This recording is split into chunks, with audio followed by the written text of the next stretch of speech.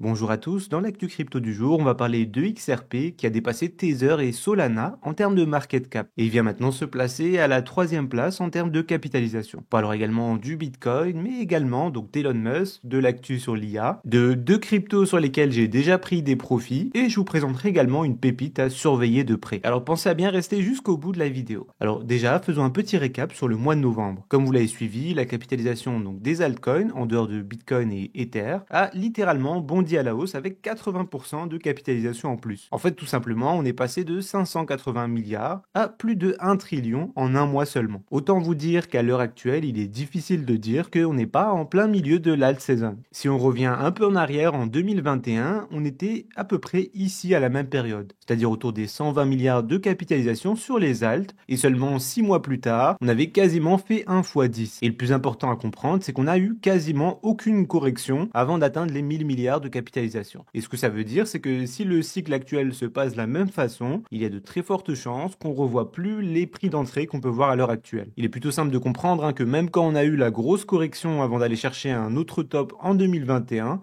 les alts, ils n'avaient pas corrigé jusqu'au point auquel on était en novembre 2020. Maintenant, encore une fois, j'ai pas de boule de cristal et ça pourrait se passer autrement. Je reste toujours pour l'instant sur le même scénario, on pourrait toucher donc les 100 000 dollars durant le mois de décembre. On pourrait également potentiellement avoir une correction autour de la période de Noël pour une reprise au mois de janvier. Et sinon, on pourrait tout simplement donc rester à la hausse sur le mois de décembre et avoir plutôt une correction au mois de janvier. Dans les deux cas, si je devais faire un ratio risk-reward, je pense qu'il est plus dangereux à l'heure actuelle de ne pas être déjà positionné sur les altcoins que d'être positionné et de subir une correction. Et pour ceux qui se posent la question, si je devais rentrer à l'heure actuelle, je pense que j'utiliserais tout simplement un Pareto. Autrement dit, j'investirais déjà 80% de mon portefeuille sur des alts et si jamais on a une grosse correction, donc soit autour de Noël, peut-être un peu avant ou sinon au mois de janvier, je viendrai réinjecter les 20% restants de mes liquidités. Après, encore une fois, c'est pas un conseil en investissement, c'est simplement ce que j'aurais fait. Côté des alts, cette semaine, on a eu surtout des grosses capitalisations qui sont montées, notamment on a eu Algorand, le H-bar qui est revenu en force, XRP dont on va parler dans quelques instants, mais aussi d'autres capitalisations importantes. On peut également préciser qu'on a eu pas mal de mouvements donc sur le narratif de l'IA. Rien que depuis ma dernière vidéo, ce que je vous ai faite sur mon top crypto IA, on a eu pas mal de cryptos qui sont envolés. Comme vous pouvez le voir à l'écran, sur les petites crypto pépites, on a le vertical qui a pris 72%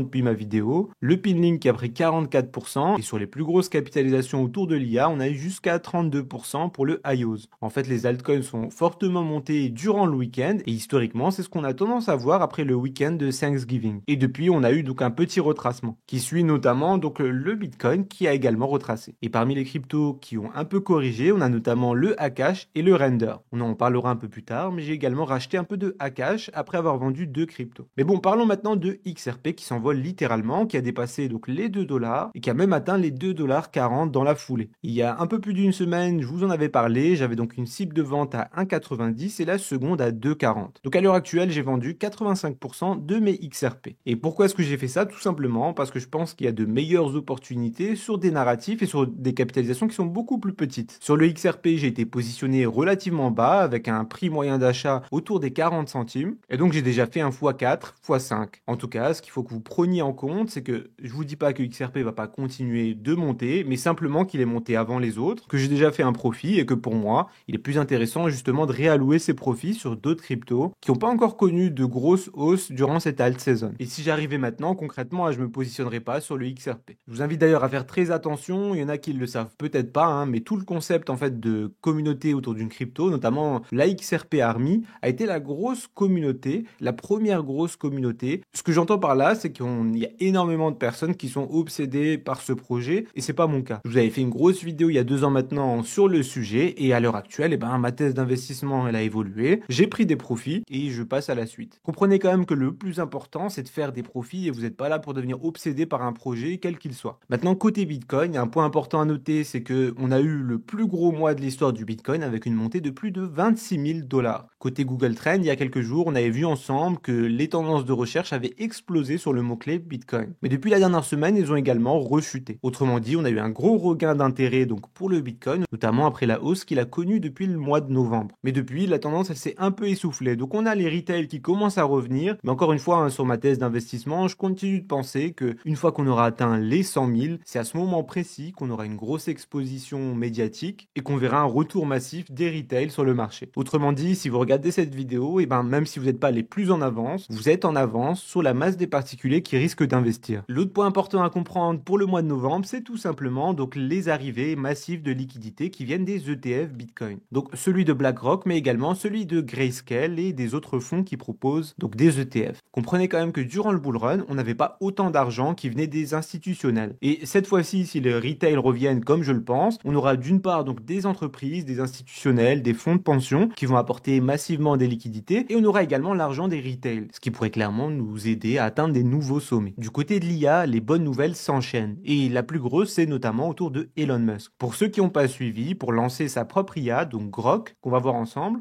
Elon a réussi la prouesse de construire en fait un supercalculateur en seulement 122 jours. Et pour ça, il a acheté pas moins de 100 000 GPU. Et il compte pas s'arrêter là. Selon plusieurs officiels qui travaillent chez Nvidia, la demande d'achat donc de GPU de la part de Elon Musk réussit à elle seule à mettre énormément de pression sur la chaîne de distribution. Rien que cette année, Elon a levé quelques 11 milliards et il continue d'acheter des GPU, et il a même comme ambition de lancer un nouveau supercalculateur. Et le truc encore une fois, c'est qu'il n'est pas le seul. On a toutes les grosses entreprises avec notamment Anthropic, mais aussi OpenAI, Google, qui achètent massivement des GPU, et la plupart des GPU qu'ils achètent, ils les achètent à Nvidia. Donc je pense que cette année, encore une fois, les performances donc de l'action Nvidia vont exploser à la hausse, et potentiellement, vu la pénurie dans laquelle on se trouve à l'heure actuelle en termes de GPU, on pourrait aussi avoir donc le narratif des dépings qui viendrait exploser avec des projets comme Akash, qui à l'heure actuelle n'ont pas beaucoup performé durant le mois en cours. Et il faut dire que Grok, donc l'IA qui a été lancée par Elon Musk, est relativement puissante et il a fait une vraie prouesse. Je rappelle pour ceux qui n'ont pas suivi qu'à la base, Elon avait investi dans OpenAI. Ensuite, il a eu des dissensions avec le projet qui qualifie de cash grab. Il y a pas mal d'employés de OpenAI qui disent que on a eu donc tout le secteur qui gérait notamment l'alignement qui a été un peu mis de côté au profit des bénéfices. Et Elon Musk qualifie l'entreprise OpenAI de personnes qui veulent uniquement faire des profits au détriment donc de l'éthique qui serait liée à l'IA. Maintenant, si vous voulez voir un peu à quoi ressemble Grok, étant donné que j'ai un compte premium sur Twitter, je vais vous faire une petite démo pour vous montrer à quel point c'est puissant. Vous pouvez poser des questions extrêmement précises et il va se baser donc sur des recherches sur internet, mais également sur les différents posts qu'on trouve sur Twitter pour vous répondre.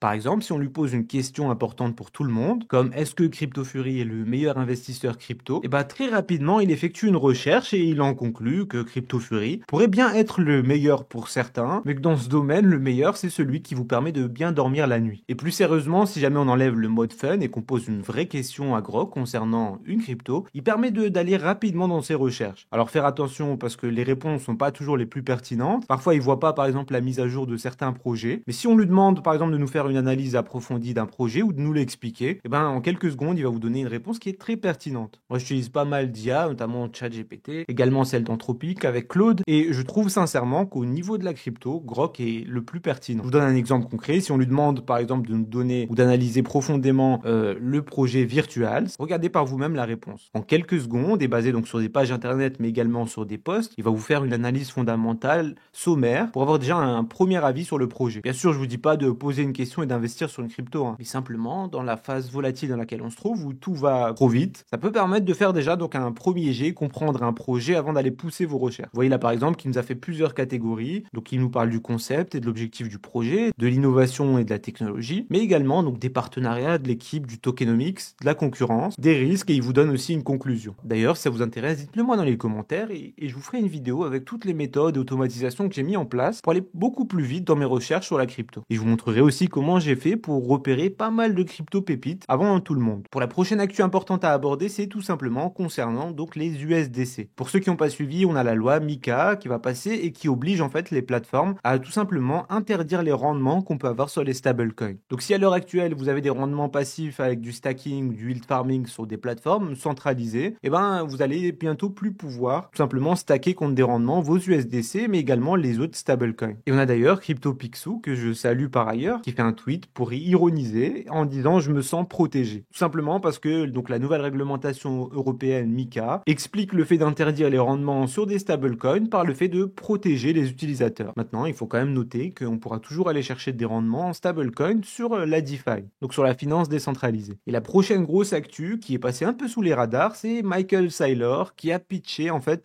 de l'importance d'acheter du Bitcoin à Microsoft. Et le moins qu'on puisse dire, c'est qu'il n'y est pas allé de main morte. Selon lui, le board de Microsoft ne doit pas rater la vague du Bitcoin. Il leur a même donné des chiffres en leur expliquant que si jamais ils investissaient dans le Bitcoin, ça pourrait booster la capitalisation de leur compagnie, donc de Microsoft, pour atteindre entre 3100 milliards de dollars et 8100 milliards de dollars dans les années à venir. Toujours selon Michael Saylor, le Bitcoin pourrait atteindre 1,7 million de dollars d'ici 2034. Et franchement, Michael Saylor, personne l'arrête, il leur a même suggéré d'investir 100 milliards de dollars dans le Bitcoin chaque année. Maintenant, est-ce qu'ils vont suivre ses conseils à la lettre et investir 100 milliards par an? Ça, j'en suis pas sûr et je pense que vous non plus. Par contre, ça m'étonnerait pas que dans les prochaines semaines, on voit Microsoft commencer à investir dans le Bitcoin et venir s'ajouter à la longue liste des grosses entreprises qui investissent dedans. On va maintenant voir ensemble deux cryptos sur lesquels j'ai déjà pris des profits. Donc pour ceux qui ont suivi, je vous ai fait une vidéo il y a 2 semaines maintenant et je vous disais qu'une crypto pépite à surveiller était le Virtuals. Ma thèse d'investissement était tout simplement qu'il était encore listé nulle part et que je voyais bien un listing sur Binance venir et faire monter le prix. Donc finalement, on n'a pas eu le listing sur Binance, mais à la place, on a eu un listing sur Bybit.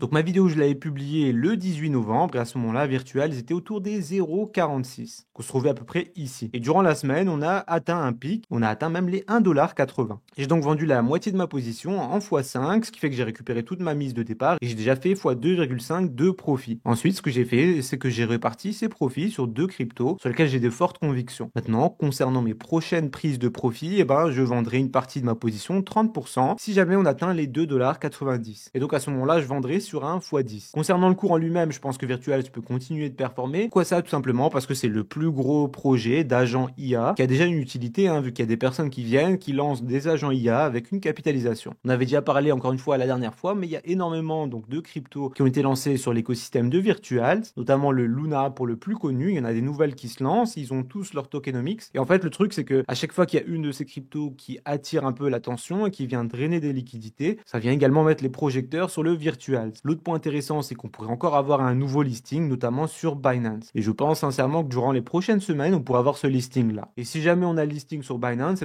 ce jour-là, je prendrai des profits. Je rappelle également que j'avais pas mal poncé le projet, notamment sur l'analyse on-chain. Il y a des grosses baleines avec des VC, notamment des traders en fait, qui sont liés à des VC, qui ont des grosses positions de plusieurs millions. Maintenant, le retracement qu'on a eu, on voit qu'on a eu des prises de profit. Et si jamais on a une correction, notamment autour des 0,80, 0,90, je me repositionnerai une nouvelle fois sur le Virtual. Maintenant, encore une fois, je vous précise que c'est pas un conseil en investissement. Et donc, concernant ma prise de profit sur le Virtuals et sur le XRP, j'ai décidé tout simplement d'augmenter ma position sur deux cryptos. Donc la première, c'est le Akash, tout simplement parce que cette semaine, il n'a pas encore performé. Je vous rappelle qu'on a un market cap autour des 1 milliard et que ça reste pour moi le leader des DePIN. Je rappelle, pour ceux qui n'ont pas suivi, que le Akash propose une marketplace avec des GPU. Et GPU qui sont tout simplement le nerf de la guerre de l'IA. Donc on a d'autres projets qui lancent des modèles d'IA qui peuvent venir chercher de la puissance de calcul chez Akash. Mais n'oubliez pas que, comme je vous l'ai dit tout à l'heure, les chaînes de production, notamment chez Nvidia, sont sous tension. Un autre point qu'on pourrait voir arriver, c'est tout simplement des pays étrangers qui pourraient utiliser Akash pour faire tourner en partie leur propre modèle d'IA. Je vous rappelle que Donald Trump a indiqué qu'il taxait fortement les pays étrangers. Et en premier lieu, je pense surtout à la Chine. À défaut de pouvoir acheter en masse des composants directement chez Nvidia, il pourrait se tourner vers des solutions décentralisées. Maintenant, ça reste que de la spéculation, mais selon moi, le Akash a encore un gros potentiel de x10, x15 sur le cycle en cours. Et la deuxième crypto sur laquelle j'ai réinvesti mes profits, c'est le Chex. Cette fois-ci, on est sur un token qui se place donc dans le narratif DRWA. Et pourquoi cette crypto en particulier? Tout simplement parce que c'est une des seules qui a une licence pour exercer notamment à Singapour. En fait, on a l'autorité financière de Singapour qui leur ont donné une licence pour tokeniser des actifs, notamment des bons du trésor. Et pour ceux qui ne le savent pas, Singapour est connu pour avoir des autorités de régulation les plus sérieuses et les mieux notées au monde. Ils sont souvent numéro 1 dans le classement. L'autre point intéressant sur Chex, c'est qu'on a à l'heure actuelle donc une capitalisation autour des 400 millions et qu'il est listé encore une fois sur aucun gros exchange. Bon, il est présent sur MEXC, mais on pourrait avoir, je pense, donc un listing prochainement sur une plateforme comme Bybit ou Binance. Et si jamais c'est le cas, on pourrait potentiellement retrouver le même type de performance qu'on a pu voir sur le Virtuals.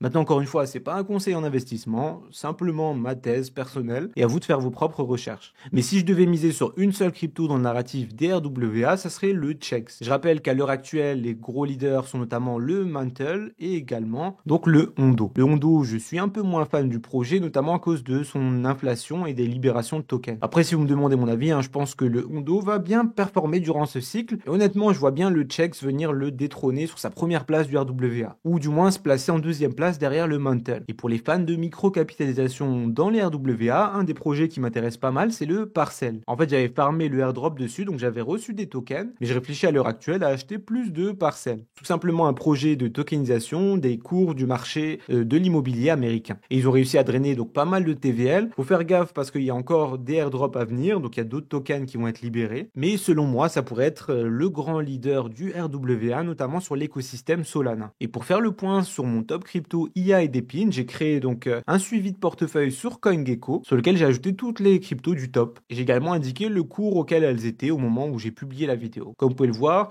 on a eu donc pas mal de mouvements sur l'IA malgré le retracement. Et on a également les deux projets avec les plus petites capitalisations que je vous avais présentés, donc le Vertical AI et le Pinlink, qui ont fait 35% et 86% depuis ma dernière vidéo. Maintenant, si je devais choisir entre deux cryptos dans le narratif de l'IA sur lesquels investir, je prendrais le Destra Network, mais également le IOS. Côté indicateur macro, quand on regarde donc la libération de supply, notamment de dollars, donc sur la courbe du M2, on peut voir qu'on avait une grosse augmentation de la génération de dollars après le Covid, ce que certains ont qualifié d'argent magique et qui était venu donner un gros coup de boost à la hausse du Bitcoin, également de la crypto de manière générale. Quand on regarde à l'heure actuelle, on voit qu'on n'est clairement pas sur les mêmes niveaux de hausse, mais on note quand même qu'on commence à avoir une petite progression. Et selon moi, on peut en conclure plusieurs choses. Déjà que la hausse qu'on peut voir à l'heure actuelle, elle est principalement drivée par les nouvelles sur l'ETF de BlackRock, ainsi que sur l'élection de Donald Trump, et pas sur de l'argent qui est investi de la part des particuliers. Mais la seconde chose à bien comprendre, c'est qu'on risque quand même d'avoir une envolée du quantitative easing dans les semaines à venir. Et mon petit doigt me dit que les États-Unis, notamment Donald Trump, avec sa nouvelle politique qu'il va mettre en place, il va venir essayer de compenser la dette américaine, notamment en la tokenisant grâce à BlackRock et également en faisant justement un fonds du trésor du Bitcoin qu'il a déjà annoncé. Ce qui viendrait potentiellement nous donner une des alt seasons les plus épiques qu'on a jamais connues. Pourquoi est-ce que je vous dis ça? Tout simplement parce qu'à la base j'étais un peu pessimiste sur la force de la montée qu'on pourrait avoir sur la alt season, notamment parce qu'on n'a pas l'argent magique du Covid qu'on avait eu durant le dernier cycle. Mais l'arrivée des institutionnels d'une part et la reprise un peu de la politique de la planche à billets qui tourne aux États-Unis, ainsi que la tokenisation de la dette américaine et le lancement d'un fonds du trésor du Bitcoin pourrait faire en sorte qu'on aurait énormément de pays à travers le monde qui viendraient investir dans le Bitcoin à travers les États-Unis et qui viendraient aussi investir dans la dette américaine. Et ça viendrait aussi prendre le rôle de contre-feu avec tout ce qu'on entend un peu en ce moment. Vous avez sûrement suivi toutes les actualités qu'on a eues autour des BRICS qui veulent dédollariser un peu leur économie. Et bien à l'inverse, les États-Unis pourraient utiliser le Bitcoin et la tokenisation pour venir lutter vers justement ces menaces qui pèsent sur le dollar. Maintenant, encore une fois, ça reste que de la spéculation et le temps nous le dira durant les prochaines semaines. Un autre point intéressant à noter, c'est qu'on a le projet Core, donc qui permet de lancer justement de la DeFi sur le Bitcoin, qui est sorti cette semaine de sa grosse phase d'accumulation et qui est venu taper les 2 dollars. Je rappelle qu'en avril 2024, on était autour des 3,8 dollars. Pour être transparent, pour l'instant, j'ai pas encore investi dans le projet, mais je l'exclus pas durant les semaines à venir. Enfin, un des narratifs à surveiller de près, selon moi, c'est tout simplement celui de la DeFi. Ceux qui étaient présents durant le dernier cycle, vous savez sûrement qu'un des plus gros narratifs avait été l'explosion de la DeFi. Et comme vous pouvez le voir sur ce graphique, on avait atteint donc quasiment les 70 milliards de capitalisation, notamment sur les tokens liés à la DeFi. Mais à l'heure actuelle, on a simplement dépassé les 20 milliards et plus tôt durant l'année, on avait dépassé les 30 milliards de market cap sur les tokens liés à la DeFi. Pour moi, on pourrait aller chercher des nouveaux sommets et avoir donc un marché avec des tokens de DeFi qui dépasseraient les 100 milliards. Et les deux projets sur lesquels je suis déjà positionné dans cette optique pour profiter d'une éventuelle explosion du narratif de la DeFi, c'est notamment donc le Graph, mais aussi mon petit préféré, le Aerodrome. Et je le rappelle, avait connu un top autour des 1,96$ en avril 2024 et qui à l'heure actuelle est autour des 1,50$ et qui, selon moi, est proche d'aller chercher un nouvel ATH. Et je rappelle que le Aero, c'est le token principal de la plateforme Aerodrome Finance, qui est tout simplement la plateforme principale sur la blockchain de Base. Et je vous l'ai déjà dit, mais je le répète, une de mes grosses convictions pour le cycle en cours, c'est tout simplement que la blockchain de Base va connaître une véritable explosion. On va sûrement avoir le lancement du token de Base, maintenant qu'on n'a plus de Gary Gensler et un Donald Trump bientôt au pouvoir. Et il faudrait que je vous fasse une vidéo sur le sujet, mais ils ont créé tout un écosystème entre donc la plateforme d'une part, mais également donc la blockchain de Base. Et au centre de cet écosystème, on a le Aerodrome Finance, qui d'une part vient drainer la plus grosse partie du yield farming donc sur la blockchain de Base, et d'autre part qui est la plateforme la plus utilisée à l'heure actuelle. Et si jamais, comme je le pense, on a une explosion de l'utilisation de la blockchain de Base avec une grosse hype autour du lancement de leur token. Je pense que ce projet-là, il pourrait aller atteindre de nouveaux sommets. Alors que je précise qu'à l'heure actuelle, on est autour des 1 milliard de capitalisation. Et par rapport à mes cibles de prix, selon moi, le Aero a un potentiel de faire x10, x15 durant le cycle en cours. Enfin, pour les plus dégènes d'entre vous, je rappelle que le même coin principal sur la blockchain de Base, c'est tout simplement le BRET. Et vous l'aurez compris, une fois qu'on a un écosystème qui explose avec une grosse utilisation, par exemple comme on l'a vu sur Ether, sur Solana ou sur d'autres, souvent le même coin principal prend énormément de valeur.